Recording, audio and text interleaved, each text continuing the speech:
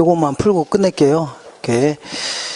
자, 그리고 다음 주에 그 7월 1일인데 다음 주에도 5월달, 6월달 강의 하나 못한 거 있죠? 그때 할 겁니다. 감정평가론. 아까 써놓은 거 있죠? 그거를 7월 1일 날도 할 거니까. 그러니까 5월달, 6월달 다 못 마친 게 있는데 그때 할 겁니다. 뭔 얘기 하겠죠? 언더스탠? 그래도 이해 속도가 빠르시네요. 자, 거기 보시니까, 자, 자기자본 수익률을 계산할 때 지분 수익률 혹은 자기자본 수익률 이렇게 얘기하는데, 얘를 계산할 때는 항상 내 돈 투자액 대비해 갖고 내가 1년 동안 번 돈 있죠? 요걸 얘기하는데, 1년 동안 버는 돈에는 이렇게 해서 장사해서 번 돈도 있겠지만 부동산 가치가 오르는 거 있죠? 요것도 집어넣어야 됩니다. 예를 들어서 내가 이제 대출 잔뜩 끼고 5억짜리 상가를 구입했는데 1년 동안에 2억이 오른 겁니다. 그러면 팔더라도 2억 남는 거죠? 요것도 집어넣어야 됩니다. 이렇게. 자, 읽어볼게요. 다음 같은 1번 상황에서 임대주택 투자자의 1년간의 자기자본 수익률은 임대주택의 총 투자액은 1억짜리랍니다. 차입금은 6천만 원, 내 돈은요 4천만 원이랍니다. 그러니까 내 돈은 어쨌거나 4천만 원 투자했네요. 자, 이렇게 한 다음에 거기 보시니까 차입 조건은 이자율은 연 8%, 요것만 기억하시면 됩니다. 그리고 1년간의 순 영업소득이 800만 원이죠. 요 800만 원, 이게 입문 과정에서는 그 세금 효과를 무시한다면 얘가 바로 내가 가져갈 수익과 은행이 가져갈 수익이 섞여 있는 겁니다. 알겠죠? 그러니까 요 800만 원이 벌긴 벌었는데 이게 전부 내 돈이 아니죠? 은행 이자를 빼야 될 거 아닙니까? 은행에서 6천만 원 빌렸죠? 요거에 대해서 8% 이자를 빼야 됩니다. 이렇게. 이게 바로 장사에서 번 돈입니다. 뭐라고요? 장사에서 번 돈. 그 다음에 그 밑에 1년간의 임대주택의 가격이 2% 올랐다고 했죠? 그러니까 1억짜리가 2% 올랐으니까 요것도 좀 더해줘야 됩니다. 이렇게 계산하면 아마 13% 나올 겁니다. 자, 이렇게 해서 계산, 이거 가끔 물어보니까 계산할 줄 아셔야 되는데, 이거 할만한가요? 자, 2번 볼게요. 부동산 투자의 위험 및 위험 관리에 관한 설명 중 틀린 것은 1번의 유동성 위험은 팔려다 못 팔아서 결국은 멀값에 파는 거 있죠? 이런 걸요, 유동성 위험이다. 투자 부동산을 현금으로 전환하는 과정에서 발생하는 시장 가치의 손실 가능성, 이걸 뭐라고요? 유동성 위험이라는 겁니다. 3번이 틀렸는데, 위험도가 높은 자산을 투자해서 제외시키는 것을 위험의 전가다. 위험의 전가라는 표현을 쓰면 안 되고, 위험을 회피한다, 이런 표현을 써야 됩니다. 위험을 제거한다. 전가라는 것은 내가 부담해야 될 위험을 타인에게 떠넘기는 거 있죠? 그죠? 그러니까 임대차 계약할 때 물가 상승률만큼 임대를 올리겠다는 얘기죠? 이런 걸요, 위험의 전가라는 겁니다. 그래서 요거는 위험을 회피한다, 이런 표현이 맞는 표현입니다. 그 다음에 자, 3번 볼게요. 부동산 투자의 위험과 수익에 관한 다음 기술 중 타당하지 않는 것은, 자, 나중에 우리 할인 현금 수지 분석법은 요거는 내 손에서 나간 돈, 앞으로 들어올 돈이죠? 요거를 1년 있다 처분한다 과정했을 때 앞으로 들어올 돈을 요구 수익이라는 걸 할인합니다. 할인하게 되면 이 부동산에 이만한 가치가 있다, 이런 얘기입니다. 이걸 투자 가치라는 겁니다. 그래서 여기서 요거 뺀 걸요, 수년가, 이것분에 이거 한 걸요, 수익성 지수, 이렇게 얘기하는데, 1번 볼게요. 위험이, 자 3번 보겠습니다. 3번, 큰 3번. 부동산 투자의 위험과 수익에 관한 다음 기술 중에 타당하지 않는 것은 1번, 위험이 클수록 투자자의 요구 수익률이 커지므로 대상 부동산의 투자 가치는 감소한다. 맞는 겁니다. 왜냐하면 위험이 커지면 요구하는 수도 높이려고 하죠. 그러니까 할인율이 올라가니까 투자 가치는요, 낮게 평가됩니다. 알겠죠? 낮게. 그 다음에 2번 볼게요. 투자자들은 기대 수익률이 동일한 여러 대안 중에서 덜 위험한 쪽을 선택하게 되는데, 이를 위험 선호적이 아니라 위험 회피적 투자자, 이렇게 표현합니다. 그러고요, 위험 회피적. 자, 기대치가 동일하다면 가능하면 위험이 작은 놈을 선택하려는 이러한 사람을요, 위험 회피적 해줍니다. 그 다음에 4번 볼게요. 큰 4번. 포트폴리오 이론에 대한 설명으로 틀린 것은 2번 볼게요. 포트폴리오 구성하는 자산의 수가 많을수록 비체계적 위험이 감소되는 이유는 포트폴리오를 구성하는 각 자산의 수익률의 변동이 동일한 모습을 보이지 않는다는 얘기죠. 그러니까 하나가 올라가면 하나가 떨어지거나 이렇게 해서 동일한 모습을 보이지 않기 때문에 마이너스 효과를 플러스 효과로 깔 수가 있다는 얘기죠. 그래서 이런 효과가 나타납니다. 이렇게 4번 해볼게요. 4번에 4번 최선의 포트폴리오 선택한다는 것은 피할 수 있는 비체계적 위험을 제거하여 안정된 투자 수익을 확보하겠다는 얘기죠. 이거 맞는 겁니다. 5번이 틀렸는데 포트폴리오 구성 자산들의 수익률표가 완전한 음의 상관관계가 있다. 마이너스 1일 때 있죠. 이때는 두 자산 간의 상관관계가 마이너스 1일 때는 정확히 반대로 움직인다는 얘기입니다. 아시겠죠? 그러니까 A하고 B를 분산 투자했더니 A가 10% 올라갈 때 B는 10% 떨어진다는 얘기죠. 그러면 비체계적 위험을 100% 제거할 수 있습니다. 근데 여기서는 완전한 음의 상관관계가 있을 경우에 자산 구성비율을 조정하면 체계적 위험을 0까지 줄이는 게 아니라 비체계적 위험을 0까지 줄인다 해줘야 돼요. 어제는 문제 읽다가 체계적 위험이 줄어든다 이런 표현 다 틀린 겁니다. 비체계적 위험을 줄일 수 있다 이렇게 해줘야 됩니다. 5번 볼게요. 다음은 부동산 포트폴리오 이론에 관한 설명이다. 가장 거리가 먼 것은 2번에 위험과 수익을 평가하는 방법으로 평균 분산 결정법이 있는데 얘는요 기대치가 동일하다면 가능하면 위험이 작은 놈을 선택하고 위험이 동일하다면요 기대치가 높은 놈 있죠. 요거 선택하겠다. 이걸요 평균 분산 결정법이라는 겁니다. 자, 그 다음에 여기서는 뭐가 틀렸냐면 5번이 틀렸는데 부동산 투자의 위험에는 피할 수 있는 위험과 피할 수 없는 위험이 있는데 전자는 피할 수 있는 위험이죠. 요거를 자 체계적 위험이 아니라 비체계적 위험이다 해줍니다. 전자를 비체계적 위험, 후자를요 비체계적이 아니라 체계적 위험이다 해줘야 돼요. 이렇게 체계적과 비체계를 바꿔놓으세요. 이렇게. 그 다음에 6번 보겠습니다. 화폐 시간가치 계산에 관한 설명으로 틀린 것은 자 연금의 현가계수의 역수는요 저당 상수입니다. 그러니까 연금의 현가계수는 현재가치계수는 저당 상수의 역수이다. 맞는 편입니다.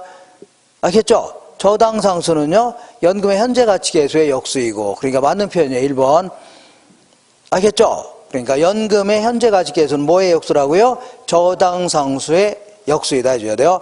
3번 볼게요.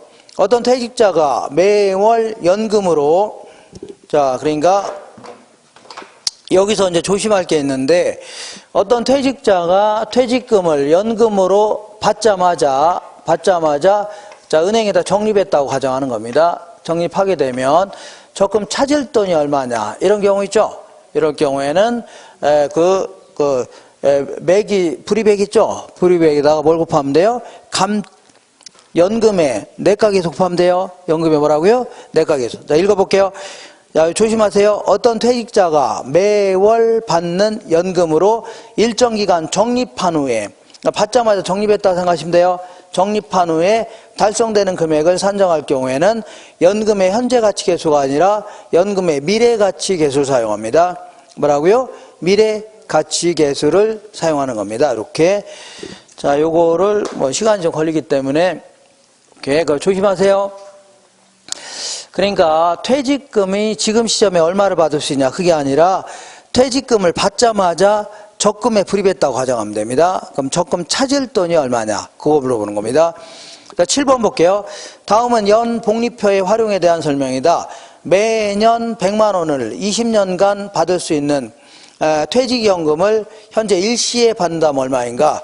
그러니까 20년 동안 자, 20년 동안 100만 원씩 받을 게 있답니다. 20년 동안.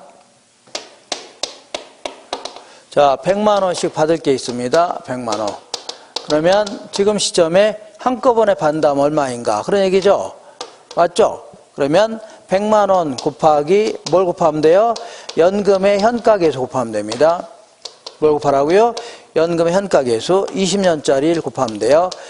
근데 아무리 찾아봐도 연금의 현가계수는 없죠? 그러면 이때는 100만 원 곱하기 연금의 현가계수는 뭐의 역수라고요? 저당상수의 역수입니다. 저당상수분의 20년짜리 저당상수분의 1 해주면 됩니다. 이렇게. 그러면 저당상수 20년짜리는 주어져 있네요. 자, 얼마냐면 0.117 주어져 있네요. 0.117 이렇게. 자, 그러니까 이렇게 되어 있는 게 4번이 정답이네요. 4번 이렇게. 자, 그 다음에 이렇게 우리 현금 수지를 계산할 때는 가유순 전후 이렇게 가유순 전후 딱 적어놓은 다음에 이렇게 한번 볼게요. 가능 조소득에서 공실 및 불량부채는 빼주고 기타 소득 더한 걸 뭐라고요? 유효 조소득. 여기서 각종 영업 경비를 빼는 거를요 순 영업소득 해줍니다. 여기서 은행에다 지불해야 될 부채 서비스액을 뺀 걸요 세전 현금수지. 여기서 영업소득세 뺀 걸요 세후 현금수지 이렇게 얘기합니다.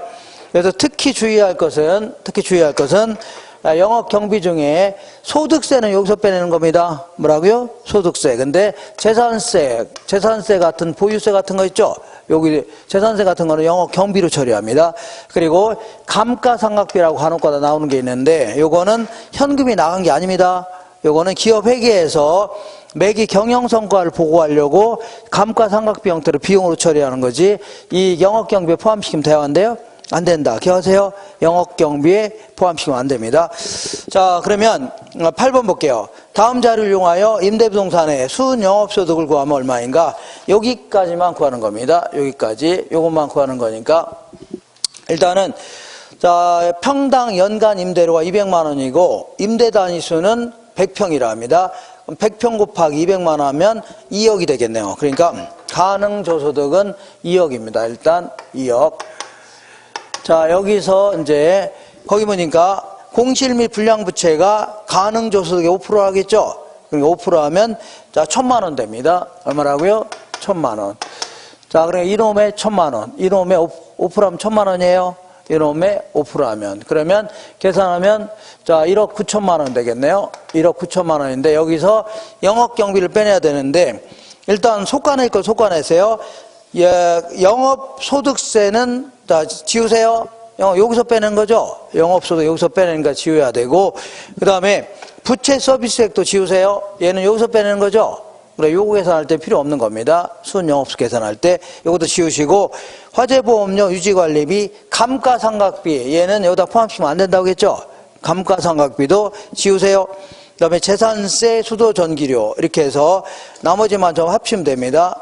그러니까 영업소득세, 부채서비스액, 감가상각비 세 놈은 빼야 돼요. 빼고 나머지 전부 합쳐야 됩니다. 합치면은 600만 원 될 겁니다. 얼마라고요? 600만 원. 자, 그러면 1억 8,400만 원. 이게 정답이네요. 1억 8천 뭐라고요? 400만 원. 이렇게. 자, 이런 것들도 뭐 실전에서는 막 주어지면 뭐 풀기는 힘듭니다. 사실 막 바빠 죽겠는데 막 정신 하나도 없고. 자, 그 다음에 9번 볼게요. 항상 이런 틀을 좀 갖춰야 됩니다. 이렇게. 자, 순현재가치법은 크게 이제 세 가지가 있는데, 이렇게. 얘는요, 순현가법. 얘는요, 수익성 지수법. 얘는요, 내부 수익률법 해주는데, 얘는 수익률 가지고 비교하는 겁니다. 내부 수익률이 뭐보다 클 때요? 요구 수익률보다 클 때 투자하겠다. 그런 얘기고, 얘는 요 틀을 좀 갖춰야 됩니다. 1기가 모형을 가져간다면 요거는요 내 손에서 나간 돈 앞으로 들어올 돈 있죠 요거를 요구 수익이라는 걸로 할인합니다. 다른 데 투자했더라면 충분히 얻을 수 있는 수익률로 할인해 갖고 어떤 금액이 나와야 안 나와요? 나오죠. 그러면 여기서 요거 뺀 걸 뭐라고요? 순현가는 0보다 크거나 같아야 돼요. 그 다음에 이것분의 이거 한 걸 뭐라고요? 수익성 지수는 1보다 커야 됩니다. 읽어볼게요.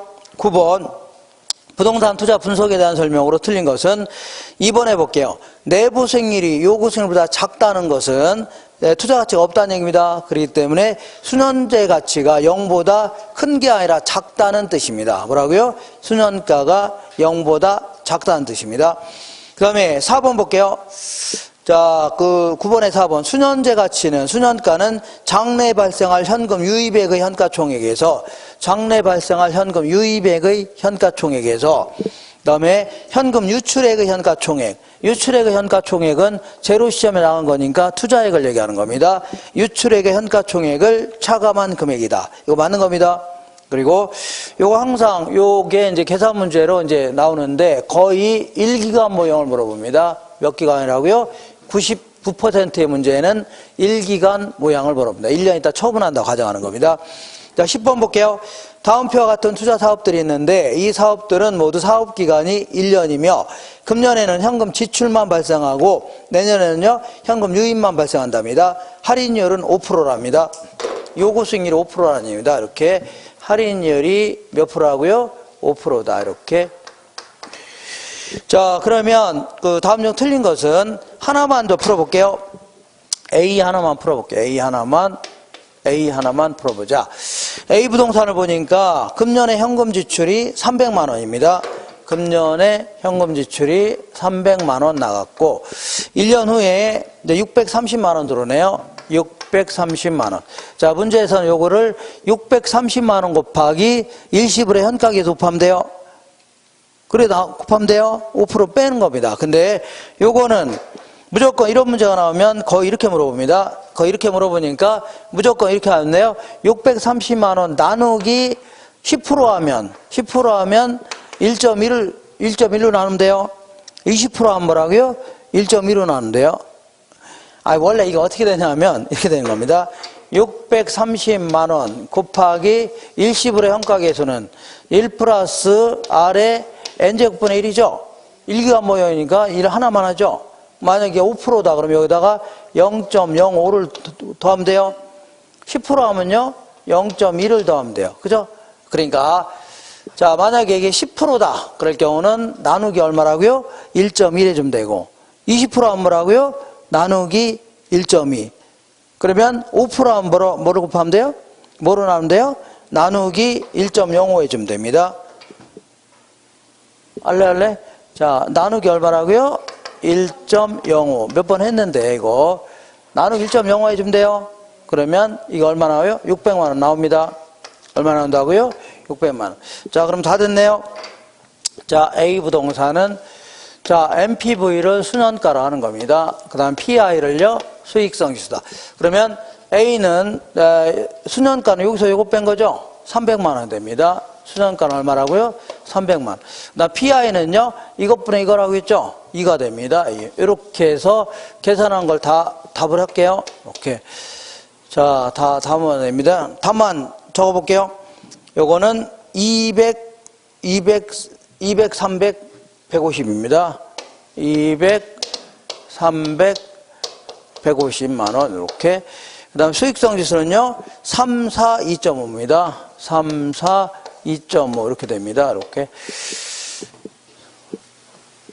자, 요 나누기 1.110으로 현가액에서 곱한 거예요. 오케이. 그러면 볼게요. 그리고 얘는 얼마짜리냐면 300만 원 투자한 거네요. 300만 원 투자했고 여기서부터는요 100만 원짜리입니다. 100만 원짜리. 여기도 얼마라고요? 100만 원짜리. 이렇게. 자, 볼게요. 자, 거기 1번 볼게요. A와 C의 NPV는 같다. A와 C의 NPV는 같죠? 2번 볼게요. NPV가 가장 작은 사업은 D겠네요. D다. C의 PI는 4이다. C의 PI는 4죠? 그 다음에 자, PI가 큰 순서는 자 보세요. 자, PI가 큰 순서는 C, B, D, A네요. C, B 뭐라고요? D, A. 요게 틀렸네요. C, B, D, A. 자, 그리고 자, 얘는 자, 이 300만 원을 투자했지만 나중에 팔 때는요 600만 원 정도 받고 팔려고 합니다. 그렇기 때문에 이 수년가 자체가 그 사람의 재산 가치의 증가가 되는 겁니다. 뭐가 증가라고요? 재산 가치 증가. 그렇기 때문에 만약에 300만 원을 A 한 군데만 투자하면 그 사람의 재산 가치는 300만 원이 증가하는 겁니다. 근데 300만 원을 세 군데 나눠 투자하면 이만큼이 그 사람의 뭐라고요? 재산 가치 증가가 되는 겁니다. 그러니까 세 개 한꺼번에 투자하는 게 낫겠네요. 한 방에 투자하는 것보다는. 알겠죠? 그래서 5번 볼게요. 총 투자비가 300만 원일 경우에 A만 수행하는 투자안보다는 B, C, D를 함께 수행하는 투자안이 타당성이 더 높다는 얘기죠. 이렇게. 그 다음에 11번 보겠습니다. 부동산 투자 분석 기법에 대한 설명 중에 옳은 것은 자, 항상 자, 우리 어림셈법은 이 박스가 머릿속에 들어와야 됩니다. 이렇게 해서 이렇게 얘는 뭐라고요? 승수법. 요거는 뒤집어 놓은 겁니다. 얘는요 수익률법인데 수익률법 이렇게 박스가 4개. 자, 어쨌거나 얘는 밑으로, 승수법은 밑으로 뭐가 들어가요? 소득을 집어넣어야 됩니다. 뭘 집어넣고요? 소득. 위로 뭘 집어넣어요? 투자액을 집어넣습니다. 투자액. 이렇게. 자, 그래서 요 네 가지를 좀 기억하시라고 했죠? 그래서 조순 전후다. 뭐라고요? 조순 전후. 자, 얘는 밑으로 조소득, 얘는 순영업소득, 얘는요 세전, 얘는요 세후. 그리고 요 두 놈은요 통투자하고 비교해야 됩니다. 무슨 투자라고요? 총투자액. 얘 두 놈은요 지분투자하고 비교해야 되고, 얘는 다 뒤집어 놓은 겁니다. 뒤집어 놓은 거예요. 자, 그러니까 1번 볼게요. 자, 다음 중 옳은 것은 조소득 승수라는 건 요걸 얘기합니다. 조소득 승수는 밑으로 뭘 집어넣어요? 조소득. 그리고 요거는 위로는 뭘 집어넣어요? 총투자액 집어넣어야 됩니다. 이렇게. 조소득 승수는 순영업소득에 대한 총투자액의 배수가 아니라 조소득에 대한, 뭐라고요? 조소득에 대한 총투자액의 배수다 해줘야 돼요. 2번 볼게요. 지분 배당률을, 요걸 지분 배당률을 하는데, 얘는요, 세전 현금 수지를, 자, 뭐라고요? 지분 투자액으로 나눈 겁니다. 이렇게. 지분 배당률은 지분 투자액에 대한 세후 현금 수지가 아니라 세전 현금 수지의 비율입니다. 세전. 그 다음에 부채 감당률은 순영업소득이 부채 서비스액의 몇 배가 되는가를 나타내는 비율로서 대출자는 부채 감당률이 1 이하일 걸 요구하는 게 아니라 1 이상일 걸 요구합니다. 얼마라고요? 1 이상일 거를 요구한다. 그 다음에 조소득 승수법은 이런 것들은 전부 다 요 조소득 승수 아닙니까? 화폐의 시간 가치를 고려하지 않은 겁니다. 그래서 화폐의 시간 가치를 고려한 게 아니라 고려하지 않은 방법이다 해줘야 돼요. 고려하지 않은 방법. 그 다음에 요게 이제 요 순영업소득은요, 예, 밑으로 뭐가 나가요? 순소득 승수는 순영업소득분의 총투자액인데, 이걸 뒤집어 놓은 거 있죠? 뒤집어 놓은 게 총투자액분의 순영업소득입니다. 요거를 뭐 종합수익률, 종합자본환원율 이렇게 표현합니다. 이렇게. 자, 읽어볼게요. 종합환원율이란 총투자액에 대한 순영업소득의 비율로 총투자액에 대한 순영업소득의 비율을 말하며, 종합환원율의 역수가, 이거의 역수가 이거죠? 이거예요. 그러니까 순소득 승수다. 맞는 거네요. 순소득. 자, 오늘 갑자기 풀기는 좀 힘들 겁니다. 문제 좀 어렵죠? 갑자기. 공부하면서 하면 상관없는데, 이거 괜히 지웠네요. 자, 거기 보시니까 12번 볼게요. 다음 현금 흐름에서 지분 배당률은 얼마인가? 지분 배당, 요걸 얘기합니다. 지분 투자액분의 뭐라고요? 세전 현금 수지, 요걸 얘기하는데, 자, 총 투자액은 1억인데, 은행에서 빌린 게 60%라는 얘기죠? 6천만 원 빌렸으니까, 내 돈 투자액은 얼마요? 4천만 원. 내 돈 투자액 얼마라고요? 4천만 원입니다. 4천만 원. 지분 투자액, 이렇게. 그 다음에 이거 뭐만 계산하면, 세전 현금 수지만 계산하면 되는데, 세전은요, 가, 유, 순, 전후, 이렇게 한 다음에, 이렇게 볼게요. 자, 먼저, 유효조소득은 2,500만 원이랍니다. 유효조소득은 2,500만 원, 이렇게. 자, 그 다음에 영업경비는요 500만 원이랍니다. 여기서 500만 원 빼줘야 되겠네요. 그러면 얘는요 2천만 원이 되겠네요. 여기서 이제 부채 서비스액을 빼야 되는데 1,000만 원 빼줘야 되겠네요. 1,000만 원 빼자. 그러면 얘가 얼마라고요? 1,000만 원이 됩니다. 그러니까 세전 현금수가 1,000만 원이니까 이렇게 계산하면 25%가 될 겁니다. 몇 프로라고요? 25%, 0.25가 되니까. 자, 저 갑자기 하려니까 좀 힘들겠네요. 그죠? 그래서, 자, 어떻게 좀, 약간 기억은 나시나요? 기억은 나시네요. 그 다음에 13번 보겠습니다. 부동산 관리에 대한 기술 중 틀린 것은, 이 3번 볼게요. 주거용 부동산에서 임차인을 선정할 때는 타 임차인들 간의 유대성을 고려하여 선정하는 게 좋다는 얘기죠. 잘 어울려서 지낼 수 있냐를 고려해야 됩니다. 5번에 자가관리는 관리 업무의 타성화를 방지할 수 있다. 자, 이 자가관리 같은 경우는 타성화 현상이 나타날 수밖에 없는 겁니다. 그러니까 이거는 자가관리가 아니라 위탁관리는 해줘야 돼요. 위탁관리는 관리 업무의 타성화를 방지할 수 있죠. 얘들은 관리 잘못하면 쫓겨날 거 아닙니까? 그러니까 맨날 하는 짓만 반복하고 그러면 안 되겠죠. 오케이. 자, 그래서 이렇게 5번이 틀린 겁니다. 그 다음에, 자, 14번 볼게요. 자, 부동산 관리에 대한 내용 중 틀린 것은 법률적 관리에는 인력 관리, 권리관계의 조정을 위한 관리 등이 포함된다. 어떤 맞는 듯한데 인력 관리 있죠? 요거는 경제적 관리입니다. 무슨 관리라고요? 경제적 관리. 그 다음에 3번 볼게요. 14번에 3. 소유주나 기업의 기윤 극대화를 위하여 부동산 가치를 증진시킬 수 있는 다양한 방법을 모색하는 거 있죠? 요거를요, 자산 관리다. 그러니까 가치 증진 방안까지 모색하는 걸 뭐라고요? 자산 관리해 주는 겁니다. 현 시설을 운영 유지하는 정도를 하는 걸요, 시설 관리 이렇게 얘기합니다. 15번 볼게요. 부동산 관리에 관한 기술 중 설명 중 가장 적절하지 않는 것은 2번이 틀렸는데, 수임대차는 임차인의 총수입 중에서 일정 비율을 임대료로 지불하는 방법이 있죠. 요거는 순임대차가 아니라 비율임대차에 대한 설명입니다. 비율임대차. 그 다음에 4번 볼게요. 위탁관리는 건물관리의 전문성을 통하여 노후화의 최소화 및 효율적 관리가 가능하여 대형 건물의 관리에 유용한 방식이라는 얘기죠. 이거 맞는 겁니다. 자, 그래서 오늘은 뭐 요 정도 하고, 얼른 많이 늦었네요. 식사하시고. 자, 이렇게 토요일 날, 일요일 날 있죠? 일요일 날 저거 실전식으로, 거기 이 400문제를 중에 10회분이면 400문제죠? 그 중에서 제가 겹치는 거 다 빼고, 이렇게 해서 200문제를 딱 뽑았는데, 그거를 다 풀면 되는 겁니다. 그러면, 그걸 풀었는데, 점수가 안 나온다.